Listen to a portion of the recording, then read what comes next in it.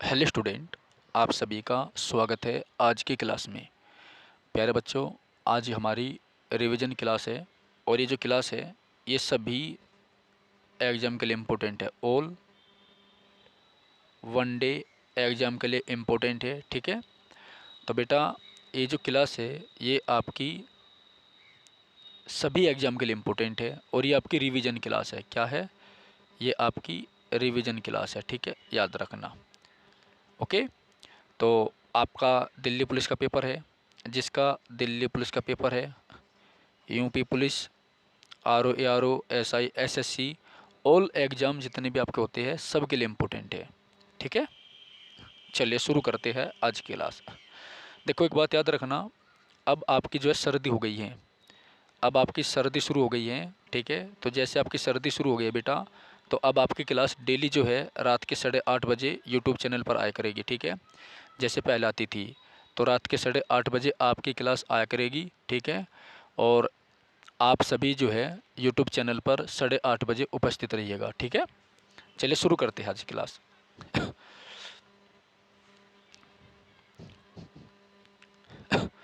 देखिए, आप ये मत सोचना कि ये रेलवे के क्वेश्चन है इसलिए रेलवे की भर्ती परीक्षा के लिए इम्पोर्टेंट है।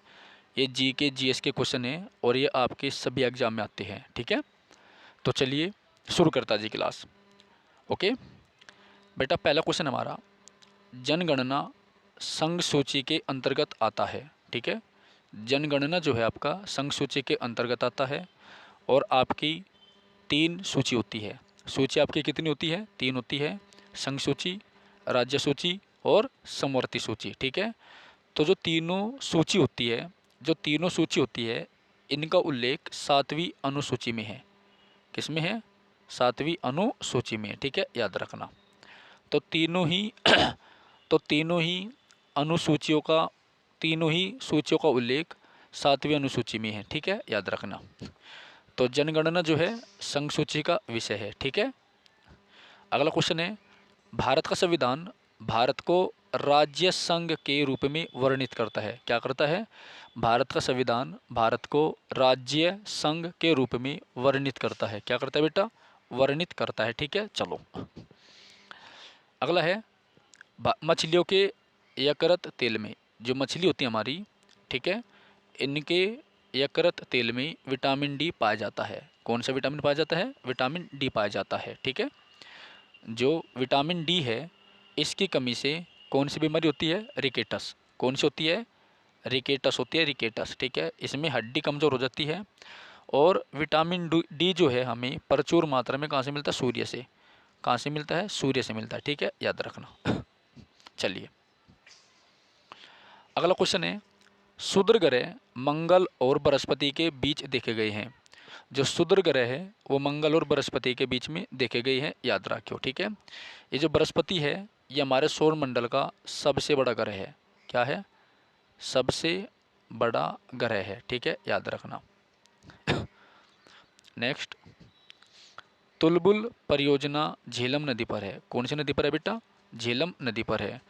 तुलबुल परियोजना झेलम नदी पर है, याद रखना, ठीक है। चलिए अगला क्वेश्चन है, बाबर नामा के लेखक बाबर है। बाबर नामा के लेखक कौन है? बाबर है। बाबर नामा के लेखक बाबर है, याद रखना, ठीक है। तो तुलबुल परियोजना झेलम नदी पर है, बाबर नामा के लेखक बाबर है, ठीक है, याद रखना। अगला है, अंतर्राष्ट्रीय महिला दिवस 8 मार्च को मनाया जाता है। क्यों मनाया जाता है? क्योंकि 8 मार्च 1917 को रूस की क्रांति हुई थी। समान वेतन के लिए, समान काम के लिए, समान वेतन के लिए महिलाओं ने क्या कर दिया था? आंदोलन कर दिया था, ठीक है, याद रखना। चलिए, प्रकाश वर्ष दूरी का मात्रक है। जो प्रकाश वर्ष है वो किसका मात्रक है बेटा? दूरी का मात्रक है। तो प्रकाश वर्ष दूरी का मात्रक है, ठीक है, याद रखना। प्रकाश वर्ष किसका मात्रक है? दूरी का मात्रक है। मानव शरीर का सामान्य ताप 37 डिग्री सेल्सियस होता है। कितना होता है? 37 डिग्री सेल्सियस होता है, ये आप याद रखना, ठीक है। तो -40 डिग्री पर सेल्सियस और फ़ारेनहाइट बराबर होते हैं। नेक्स्ट क्वेश्चन है, अंतिम मुगल सम्राट बहादुर शाह द्वितीय था। कौन था? बहादुर शाह द्वितीय था। तो अंतिम मुगल सम्राट जो था वो बहादुर शाह द्वितीय था, याद रखना, इम्पोर्टेंट है, ओके। तो 1857 की जो क्रांति हुई थी, 1857 की जो क्रांति हुई थी बेटा, इसका नेतृत्व भी बहादुर शाह द्वितीय ने किया था, बहादुर शाह जफर द्वितीय ने किया था। भारत छोड़ो आंदोलन का नारा महात्मा गांधी ने दिया था। किसने दिया था? महात्मा गांधी ने दिया था। तो भारत छोड़ो आंदोलन का जो नारा है वो किसने दिया था? महात्मा गांधी ने दिया था, याद रखना। और महात्मा गांधी इम्पोर्टेंट है। 30 जनवरी 1948 को, 30 जनवरी 1948 को महात्मा जो गांधी था इसको गोली मार दी गई थी। अतः 30 जनवरी को जो है शहीद दिवस मनाते हैं। क्या मनाते हैं बेटा? शहीद दिवस मनाते हैं, ठीक है, याद रखना। चलिए नेक्स्ट क्वेश्चन, राशियों की कुल संख्या 12 है। राशि जो है हमारी 12 है, ठीक है। एंजाइम मूल रूप से प्रोटीन होते हैं। सौर मंडल का सबसे चमकीला ग्रह शुक्र है। सौर मंडल का सबसे चमकीला ग्रह क्या है? शुक्र है। ये भी आप याद रखना, इम्पोर्टेंट है, ठीक है, वेरी इंपॉर्टेंट है बल्कि।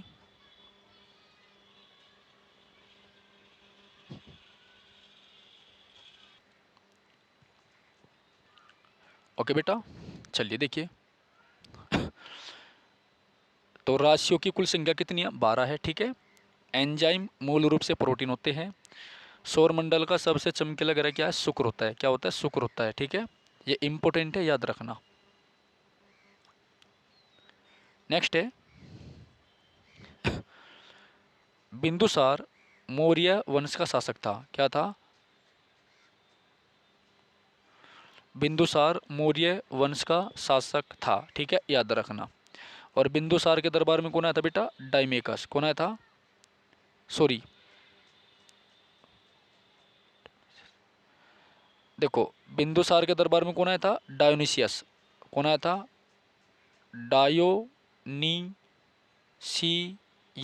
डायोनिसियस आया था, ठीक है, याद रखना।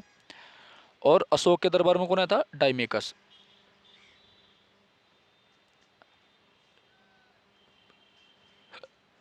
चलिए, लिंगराज मंदिर भुवनेश्वर में स्थित है, इम्पोर्टेंट है। भुवनेश्वर जो है उड़ीसा की राजधानी है, ठीक है। मकाऊ की मुद्रा को पटाका कहा जाता है। मकाऊ एक देश है जिसकी मुद्रा का नाम क्या है? पटाका है। सिनेमा का आविष्कार निकोलस और जीन लूथे ने किया था। किसने किया था? सिनेमा का आविष्कार निकोलस और जीन लूथे ने किया था, ठीक है, इम्पोर्टेंट है। पृथ्वी का एकमात्र उपग्रह चंद्रमा है। क्या है? चंद्रमा है, ठीक है।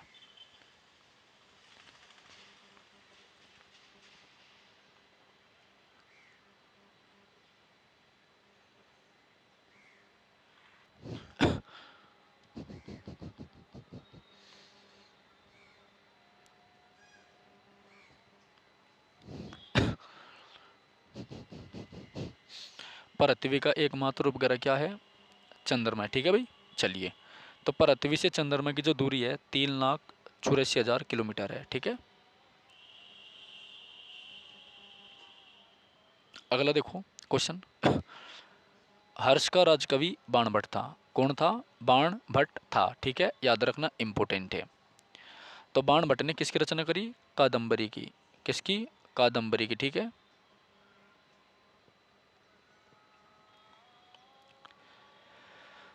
अगला है, हाइड्रोजन बम का आविष्कार एडवर्ड टेलर ने किया। किसने किया बेटा? एडवर्ड टेलर ने किया।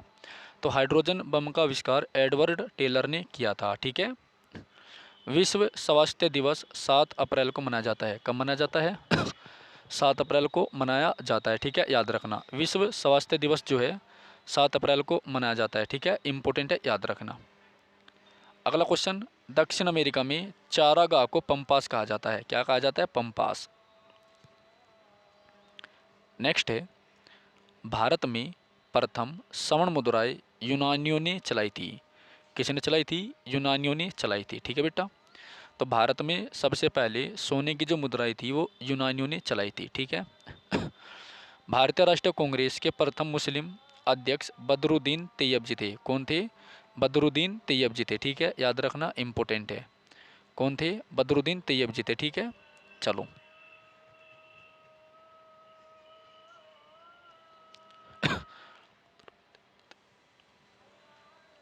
नेक्स्ट क्वेश्चन देखो, राज्य अपहरण नीति को लॉर्ड डलहौजी ने क्रियान्वित किया था?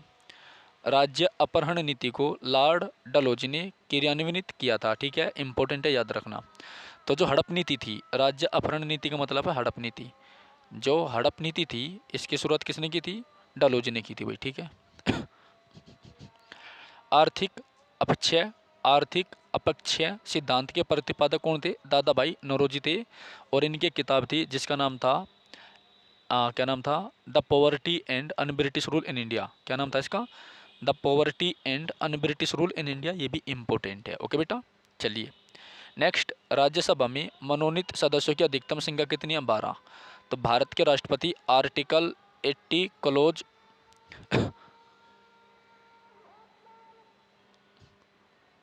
80 क्लोज 3 के द्वारा राज्यसभा में सदस्यों को मनोनीत करता है। ठीक है। सुंडा जलडमरू मध्य जावा और सुमात्रा के बीच में है। सुंडा जलडमरू मध्य कहाँ पर है? जावा और सुमात्रा के बीच में है। ठीक है, याद रखना। राष्ट्रीय आय का आकलन केंद्रीय सांख्यिकी संगठन करता है। कौन करता है? केंद्रीय सांख्यिकी संगठन करता है। ठीक है, इंपॉर्टेंट है, याद रखना। गांधी इरविन समझौता 5 मार्च 1931 को बता। कब बता बेटा? 5 मार्च 1931 को बता, याद रखना। ठीक है, ये काफ़ी इंपॉर्टेंट है, आपके पेपर में आता है। तो गांधी इरविन समझौता कब हुआ था? 5 मार्च 1931 को हुआ था। ठीक है, इंपॉर्टेंट है। ठीक है भाई, राम राम भाई, राम राम। ओके, अगला क्वेश्चन है, विश्व बैंक का मुख्यालय वाशिंगटन डीसी में है। कहाँ पर है? वाशिंगटन डीसी में है। डीसी मतलब डेमोक्रेटिक कंट्री होता है। ठीक है, याद रखना। और वाशिंगटन किसकी राजधानी है? अमेरिका की। योजना आयोग का अध्यक्ष प्रधानमंत्री होता है।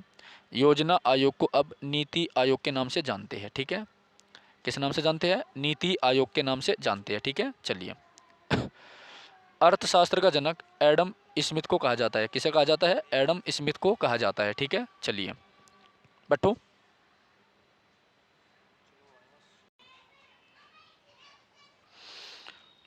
ओके स्टूडेंट, तो अगला क्वेश्चन है हमारा बेटा, शिक्षा समवर्ती सूची के अंतर्गत आती है। शिक्षा समवर्ती सूची के अंतर्गत आती है, याद रखना, इम्पोर्टेंट है। ठीक है, तो जो शिक्षा है आपकी वो समवर्ती सूची के अंतर्गत आती है। ठीक है, जैसा कि हमें पता है हमारी सूची 3 होती है, संघ सूची, राज्य सूची और समवर्ती सूची। ठीक है, इनका उल्लेख 7वीं अनुसूची में है। अगला क्वेश्चन है, इंडिया हाउस लंदन में है। ये भी इम्पोर्टेंट है। आपको पता है जो लंदन है वो टेम्स नदी पर है। किस नदी पर है बेटा?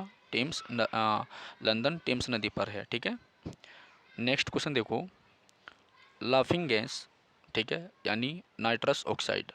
लाफिंग गैस यानी नाइट्रस ऑक्साइड का रासायनिक नाम नाइट्रस ऑक्साइड है, यानी N2O है। क्या है? N2O है। तो लाफिंग गैस का रासायनिक नाम क्या बेटा? नाइट्रस ऑक्साइड है, N2O है, याद रखना। भारत में बैंकों का पहली बार राष्ट्रीयकरण कब हुआ था? 1969 में हुआ था। ये भी इम्पोर्टेंट है। आपने पढ़ा है कि 14 नए बैंकों का जो राष्ट्रीयकरण है वो कब किया गया था? 1969 में किया गया था। कब किया गया था? 1969 में किया गया था। उस समय पीएम कौन थी? इंदिरा गांधी थी। ठीक है, चलिए अगला क्वेश्चन हमारा, मुद्रा राक्षस के लेखक विशाख दत्त है। कौन है? विशाख दत्त है। तो मुद्रा राक्षस के लेखक विशाख दत्त है। और मुद्रा राक्षस में जो है चंद्रगुप्त मौर्य को क्या बोला गया? वर्सल बोला गया। वर्सल, वर्सल का मतलब क्या होता है? निम्न जाति में, यानी वैश्य जाति में पैदा हुआ। ठीक है, अगला क्वेश्चन है बेटा, रूसी क्रांति 1917 में हुई थी। रूसी क्रांति कब हुई थी बेटा? 1917 में हुई थी, याद रखना।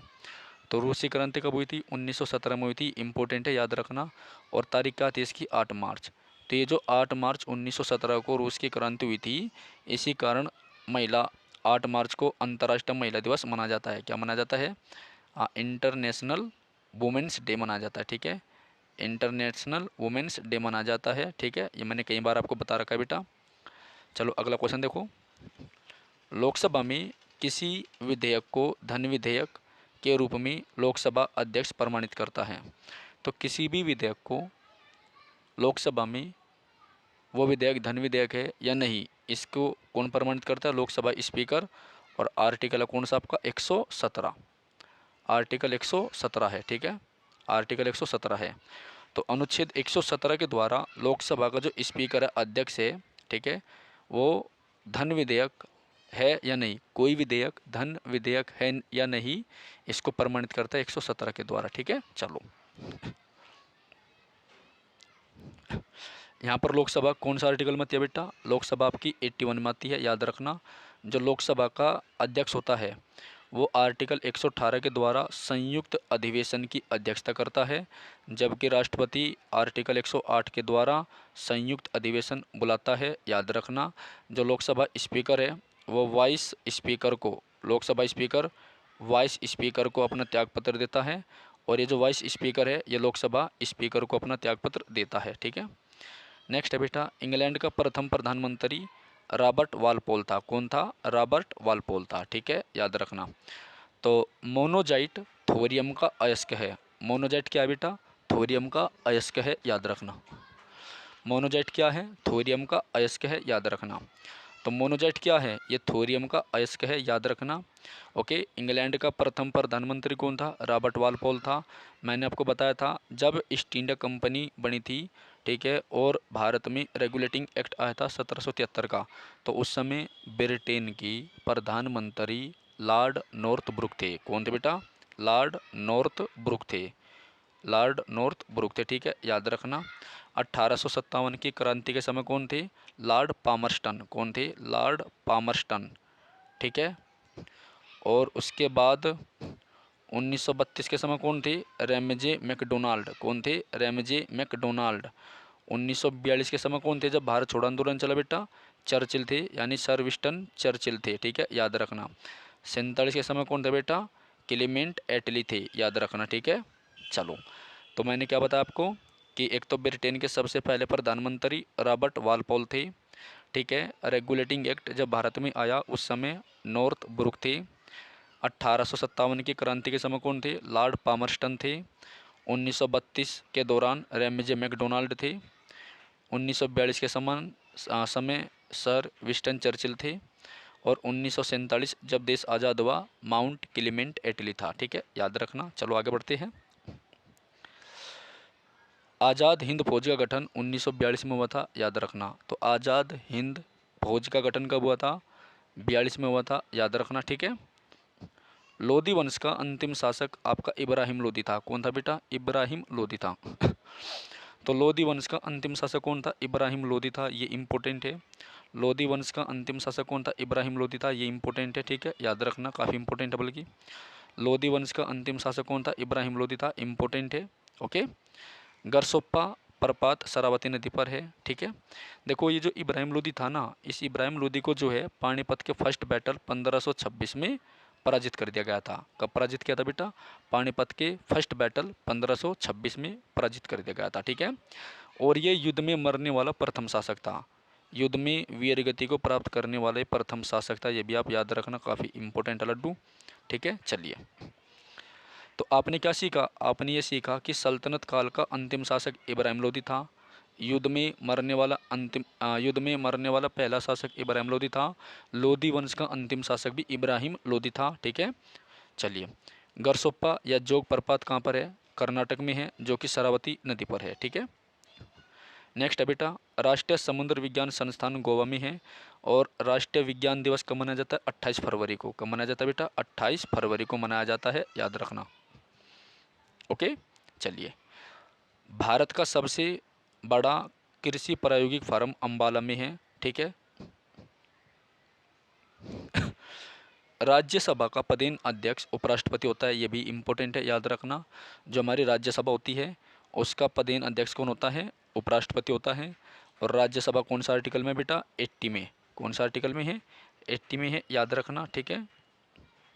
चलिए, भारत में प्रतिवर्ष सेना दिवस 15 जनवरी को मनाया जाता है, ठीक है, याद रखना। तो सेना दिवस 15 जनवरी को मनाया जाता है, जबकि जल सेना दिवस 4 दिसंबर को 4 दिसंबर को मनाया जाता है। और 8 अक्टूबर को क्या मनाया जाता है बेटा, आपका वायु सेना दिवस मनाया जाता है, ठीक है। चलिए, नेक्स्ट है, रक्तचाप यानी दाब धमनियों में उच्च होता है। जो हमारी धमनी होती है उसमें आपका जो ब्लड प्रेशर है बीपी वो क्या होता है, ज़्यादा होता है बेटा, ठीक है। इसको हम किस इंस्ट्रूमेंट के द्वारा मापते हैं, स्फिग्नोमैनोमीटर। किसके द्वारा मापते हैं, स्फिग्नोमैनोमीटर के द्वारा मापते हैं, ठीक है, याद रखना, काफ़ी इंपॉर्टेंट है। ओके, नेक्स्ट है बेटा, चक्रवात निम्न दाब के कारण से आता है। जो आपके चक्रवात है वो निम्न दाब के कारण आता है, ये भी इम्पोर्टेंट है। तो चक्रवात आपका निम्न दाब के कारण आता है, याद रखना। भारत में प्रथम रेल लॉर्ड डलहौजी के शासनकाल में चलाई गई है। पहली रेल कब चलाई गई थी, लॉर्ड डलहौजी के शासनकाल में चलाई गई है, ठीक है, याद रखना।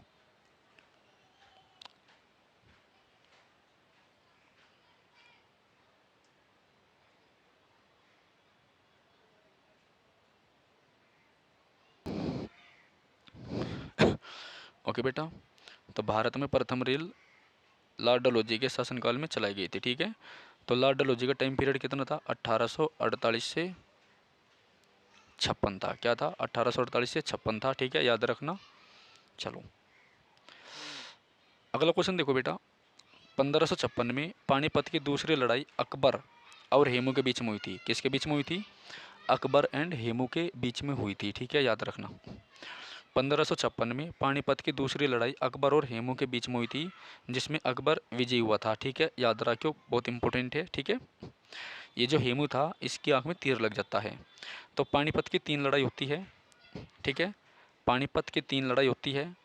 नंबर 1 1521 में, सॉरी 1526 में,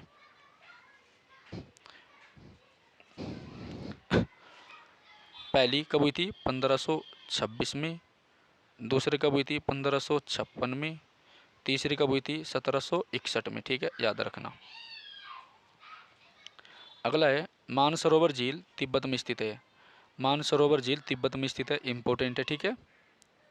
विजयनगर तुंगभद्रा नदी के तट से, विजयनगर तुंगभद्रा नदी के तट पर स्थित है। जो विजयनगर है आपका वो तुंगभद्रा नदी के तट पर स्थित है, इम्पोर्टेंट है।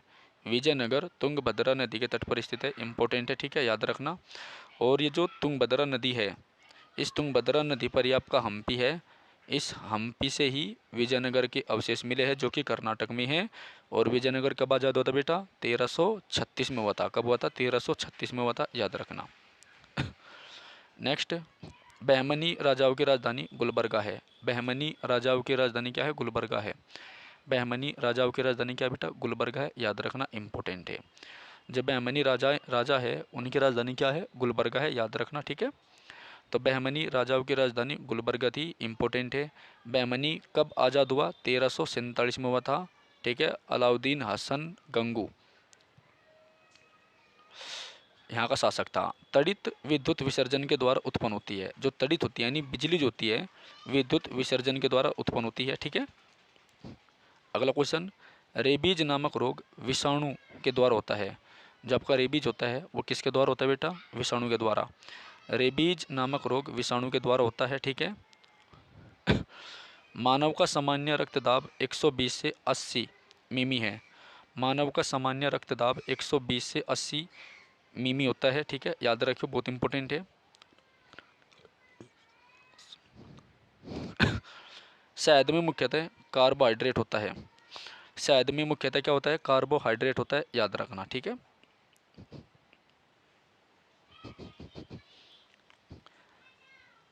संविधान के अनुच्छेद 1 में भारत को राज्यों का संघ कहा गया, इंपॉर्टेंट है, ठीक है। विक्टोरिया प्रपात जोम्बेजी नदी पर है। जो विक्टोरिया जलप्रपात है वो कौन सी नदी पर है बेटा, जोम्बेजी नदी पर है। किस नदी पर है, जोम्बेजी नदी पर है, याद रखना, ठीक है। नेक्स्ट है, हीरे की चमक का कारण क्या है, प्रकाश का पूर्ण आंतरिक परावर्तन। क्या होता है, प्रकाश का पूर्ण आंतरिक परावर्तन होता है, ठीक है, याद रखना। तो हीरे की जो चमक होती है वो किसके कारण होती है, वो चमक होती है आपकी प्रकाश के पूर्ण आंतरिक परावर्तन के कारण। और हीरा आपका सबसे कठोर पदार्थ है, जबकि धातु आपके प्लेटिनम है, ठीक है बेटा। चलो, रजिया सुल्तान इल्तुतमिश की बेटी थी, इम्पोर्टेंट है। ये दिल्ली पर शासन करने वाली पहली भारतीय मुस्लिम शासिका थी, ठीक है, याद रखना। इसका टाइम पीरियड कितना है, 1236 से 40 तक है, ठीक है। देखो मैं आपको बहुत कम बता रहा, ठीक है ना, ताकि आपकी वीडियो लंबी ना बने। ओके, तो इल्तुतमिश को आपको पता ही है, इल्तुतमिश जो था कुतुबुद्दीन ऐबक का गुलाम था। इसे गुलामों का गुलाम कहा जाता है। क्या कहा जाता है, गुलामों का गुलाम, गुलामों का गुलाम कहा जाता है, ठीक है, याद रखियो। नेक्स्ट है बेटा, भारत में सर्वाधिक शुद्ध सोने के सिक्के कुषाण वंश के शासकों ने जारी किए थे। किसने जारी किए थे? कुषाण वंश के शासकों ने जारी किए थे, ठीक है। और कुषाण वंश की स्थापना किसने की थी? कुजुल कडफिसस ने। किसने की थी? कडफिसस, कुजुल कडफिसस ने की थी, ठीक है, याद रखियो। सूर्य की ऊर्जा का मुख्य कारण क्या है? नाभिक के संलयन है, जिस पर आपका हाइड्रोजन बम कार्य करता है। कौन कार्य करता है? हाइड्रोजन बम कार्य करता है, ठीक है, याद रखियो। तो नाभिक विखंडन पर कौन कार्य करता है? Atom bomb. सिख गुरु गुरु अंगद देव ने गुरु नानक की जीवनी लिखी। रोम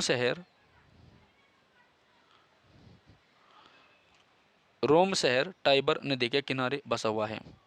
रोम शहर टाइबर नदी के किनारे बसा हुआ है, ठीक है, याद रखना, इंपॉर्टेंट है। रोम जो है 7 पहाड़ियों का नगर है। रोम क्या है? 7 पहाड़ियों का नगर है, ये भी याद रखना, ठीक है। और इटली की राजधानी है। इटली की राजधानी क्या? रोम है, याद रखियो, ठीक है।